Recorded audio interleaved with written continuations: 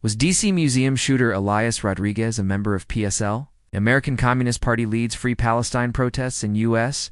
Was the DC Museum shooter Elias Rodriguez a member of PSL, the Palestinian Solidarity League? Well, it looks like he was.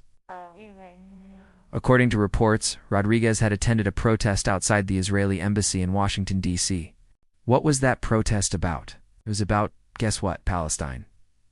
The protest was organized by the American Communist Party. It's the good old American Communist Party. You know, the one that still exists? It does.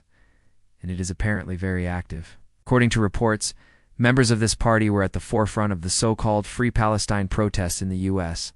So was the D.C. shooter. The question is, what is the connection?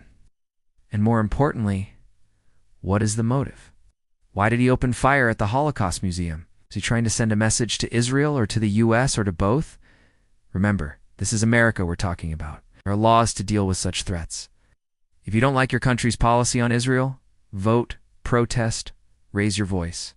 But this man chose violence, chose to be a one-man army, a lone wolf. But it seems he wasn't exactly a nobody. Elias Rodriguez was known in certain circles, in certain extremist circles apparently. He used to go by the name of Carlos. This was the name he used on social media. And according to reports, he was quite active. He posted pictures, a lot of pictures of, guess what, Palestine. In fact, he has been described as a Palestinian activist. Apparently he moved to the U.S. from the West Bank. That's the official term, by the way. It's not called Palestine. It's called the West Bank. He moved there legally, and he got a job at a pizza place.